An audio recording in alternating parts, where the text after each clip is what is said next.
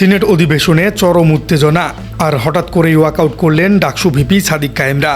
দর্শক, ঢাকা বিশ্ববিদ্যালয়ের ঐতিহ্যবাহী সিনেট ভবন চলছে বার্ষিক বাজেট অধিবেশনের চিরচেনা গটবাঁধা বক্তৃতা, হিসাব নিকাশ আর স্থতি বাক্যের ছড়াছড়ি। কিন্তু হঠাৎ করেই পুরো হলের পরিবেশ থমথমে হয়ে গেল।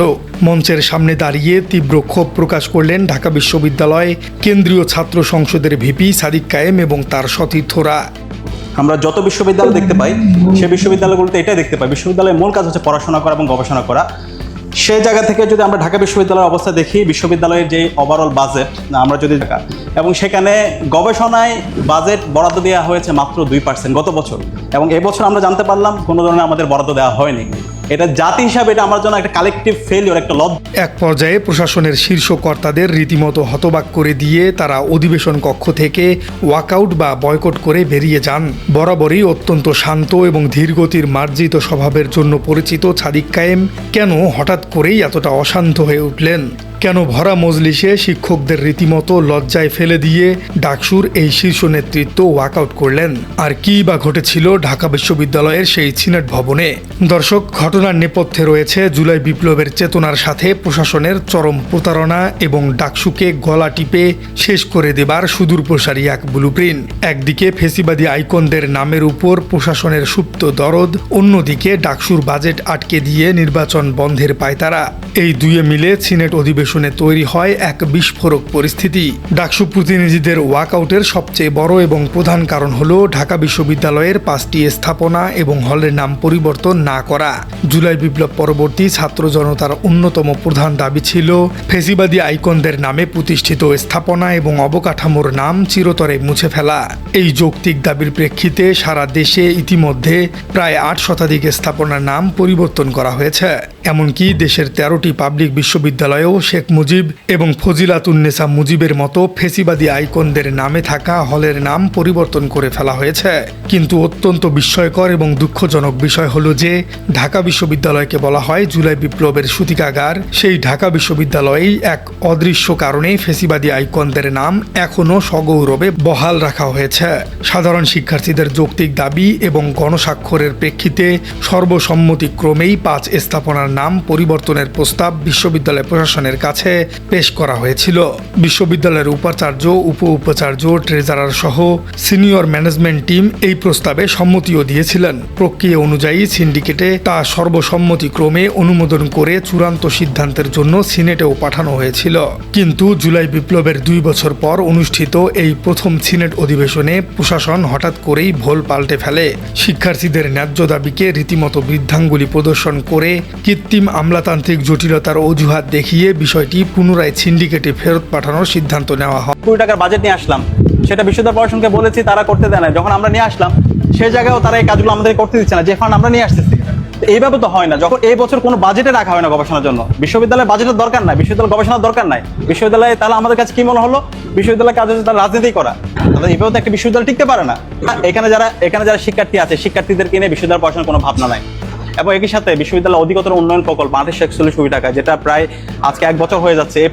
প্রশাসনের এই সিদ্ধান্ত কেবল অযৌক্তিকই নয়, বরং এটি সাধারণ শিক্ষার্থীদের ম্যান্ডেট এবং বাস্তবতার অভিজ্ঞতার প্রতি এক চরম অবজ্ঞা।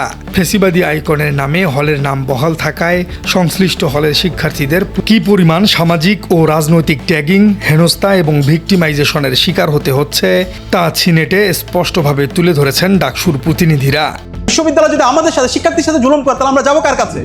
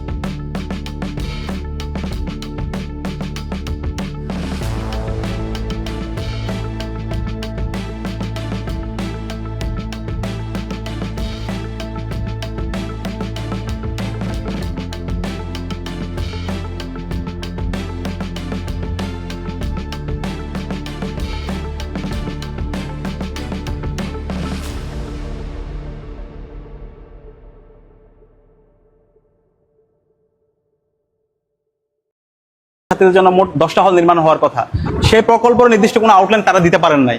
তো আমাদের কাছে মনে হচ্ছে এই টাকাটাও এইভাবে করতে করতে কখন যে বাতিল হয়ে যায়, ল্যাপস হয়ে যায়, সেটা নিয়ে আমরা আশঙ্কা অনুভব করছি। সেই জায়গায় আমরা যদি দেখতে পাই এগুলো কোনো দৃশ্যমান উন্নতি হচ্ছে না, আমরা বিশ্ববিদ্যালয়ের শিক্ষার্থীদের সাথে নিয়ে আমরা যুক্তি আন্দোলন গড়ে তুলবো। তো এই সামগ্রিক বাজেটে আমরা যখন